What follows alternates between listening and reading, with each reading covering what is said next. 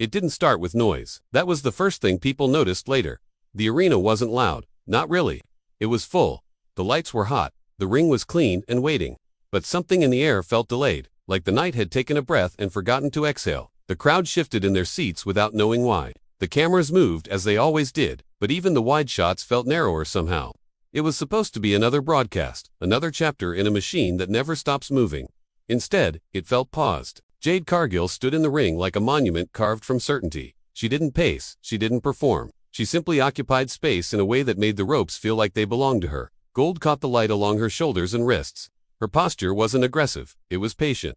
That was worse. The division had learned that when Jade was patient, something was about to break. Her presence didn't demand noise. It absorbed it. There had been rumors for weeks, a name whispered in online threads, mentioned casually in interviews, then laughed off like a joke that went too far. Steven Seagal's daughter. It sounded like clickbait, like a crossover headline someone would use to stir a few extra views. Arissa LeBrock, the name didn't fit the rhythm of the locker room. It felt imported, cinematic, slightly absurd, until it didn't. The commentators stumbled over the idea earlier in the night. They mentioned nothing directly, but their tone carried hesitation. One of them referenced unexpected developments with a smile that didn't reach his eyes. Another shifted topics too quickly. They were professionals. They didn't spook easily. But there was a thread of uncertainty that wouldn't smooth out. Backstage, some of the women had been quieter than usual. No music playing from phones. No loud laughter. A few glances exchanged, quick and unreadable. When someone mentioned Arissa's name, it wasn't excitement that followed. It was calculation. Nobody likes an unknown variable, especially one wrapped in legacy and controversy. Steven Seagal's reputation carried weight in Hollywood. His daughter, stepping into this arena, carried something heavier. Expectation, scrutiny, judgment. In the ring, Jade tilted her head slightly, as if listening to something the rest of the arena couldn't hear. The crowd began to murmur without a clear trigger. It wasn't the volume of a pop. It was the ripple of confusion. A production delay. A missed cue. The Titantron flickered once and went black again. The silence stretched too long. Even the air conditioning hum felt intrusive. Then the lights dimmed without warning. Not dramatically, not theatrically. Just enough to shift the temperature in the room. A few phones lifted instinctively. The commentators went quiet, mid-sentence. No music hit. No graphic flashed. Just darkness settling in layers. Jade didn't move. She didn't turn toward the stage. She didn't look concerned. That was the part that made it worse, because if she wasn't surprised, maybe this wasn't an accident. The screen lit up with a single image. Not an entrance video, not flames or logos. Just a still frame of Arissa LeBrock's face. No smile, no pose. Just a stare that felt like it was measuring the room from somewhere far away. The crowd didn't cheer, they didn't boo, they froze. And for the first time that night, it felt like WWE wasn't fully in control of what was about to happen. The image stayed on the screen longer than anyone expected. It wasn't stylized, it wasn't filtered. It looked like a photograph taken moments ago, as if she were already in the building, already watching. The silence deepened into something thicker. A few scattered cheers tried to rise, but they died quickly, swallowed by uncertainty. The name Arissa LeBrock hovered in the arena like a question nobody wanted to answer out loud. Then the music finally came, but it wasn't triumphant, it wasn't explosive, it was slow, almost minimal, built around a low rhythm that felt more like a pulse than a song. Each beat landed heavy. Deliberate, the lights didn't flash wildly. They narrowed, focusing attention toward the stage entrance where nothing moved at first. The delay stretched again, just long enough to make the crowd uncomfortable. When she stepped out, she didn't rush. She didn't throw her arms up or demand applause. Arissa LeBrock walked into view with a composure that bordered on cold. She wasn't smiling.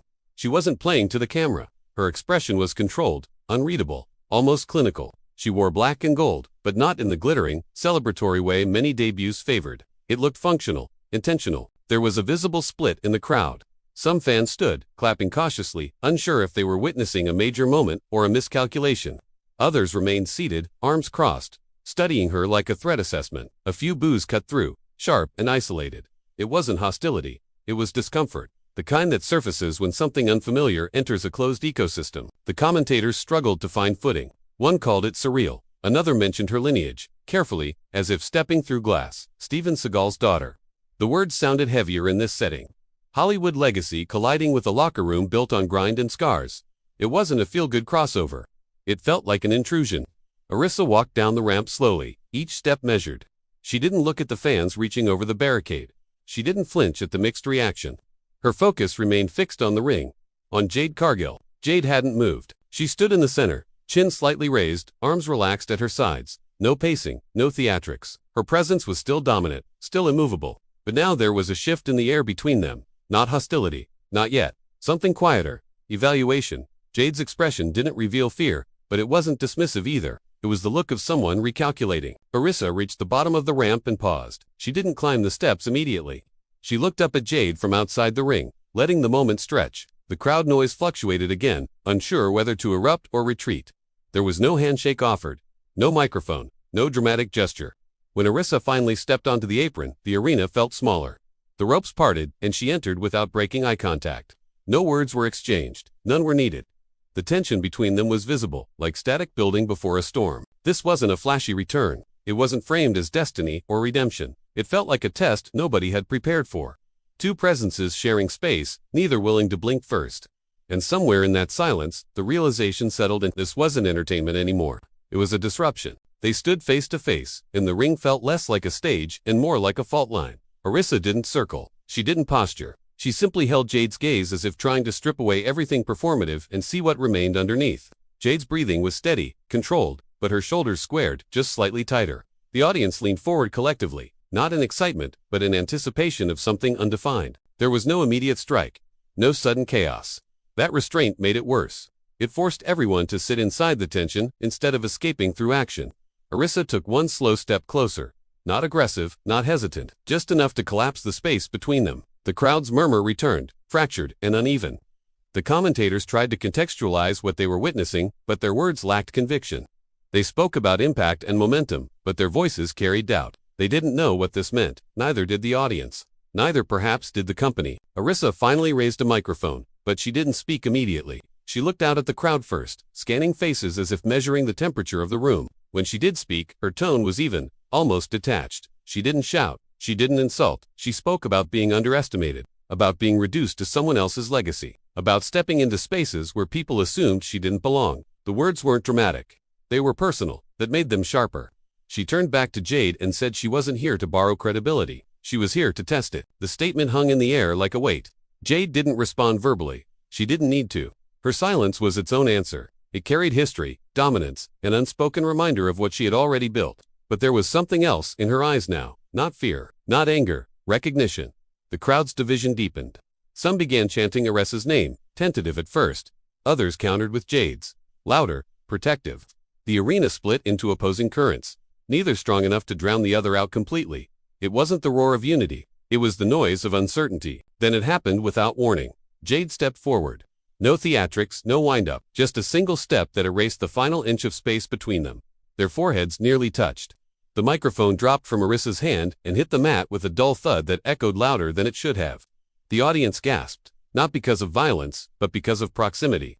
For a moment, it looked like neither woman would blink. Then security appeared at ringside, hesitant but ready.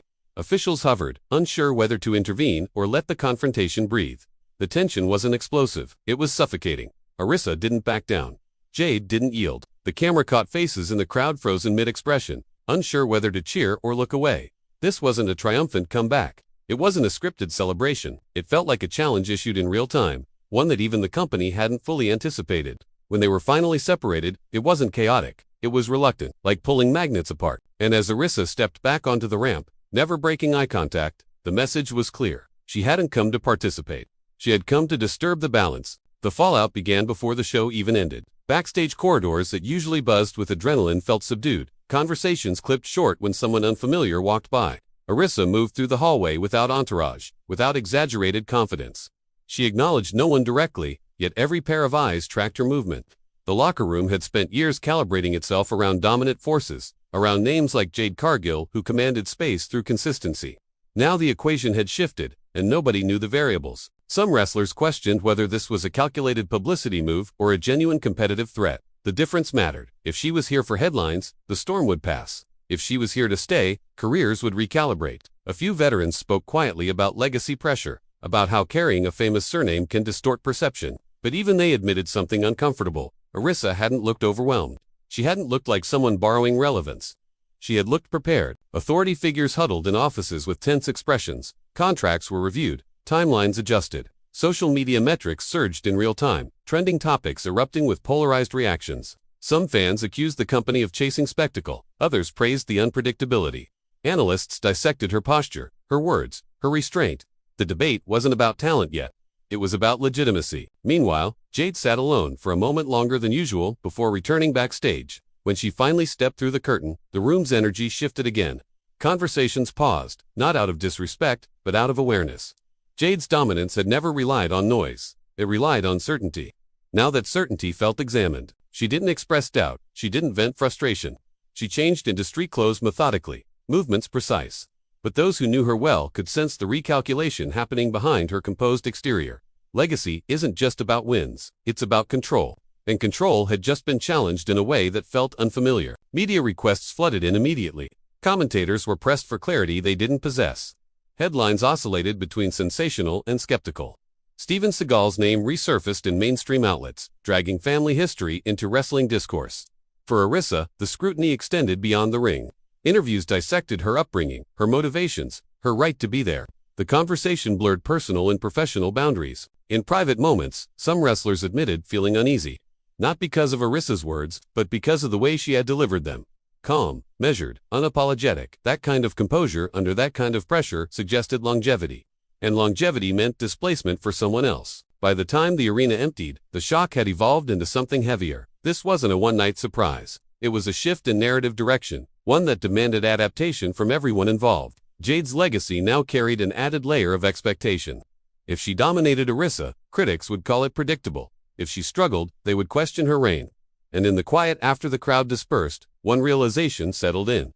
The return wasn't the story. The consequences were. In the days that followed, the footage replayed endlessly, but repetition didn't soften its impact. Each viewing seemed to expose something new. The way the crowd hesitated before reacting. The subtle tightening of Jade's jaw. The steadiness in Arissa's posture. Analysts slowed the moment, frame by frame, searching for tells, for cracks, for proof that one of them had felt the weight more than the other. They found none that satisfied. Public opinion fractured further. Some fans embraced the disruption, arguing that the division needed discomfort to evolve. Others resisted, protective of the hierarchy that had been carefully constructed. The debate spilled beyond wrestling forums into mainstream outlets that rarely engaged with the industry so intensely. Steven Seagal's daughter had not just entered a ring. She had entered a cultural conversation about nepotism, legitimacy, and earned respect. Inside the company, schedules were adjusted with surgical precision. Promotional material featured both names, but never side by side without tension implied. Meetings grew longer. Creative discussions turned cautious. Nobody wanted to mishandle a moment that already felt volatile.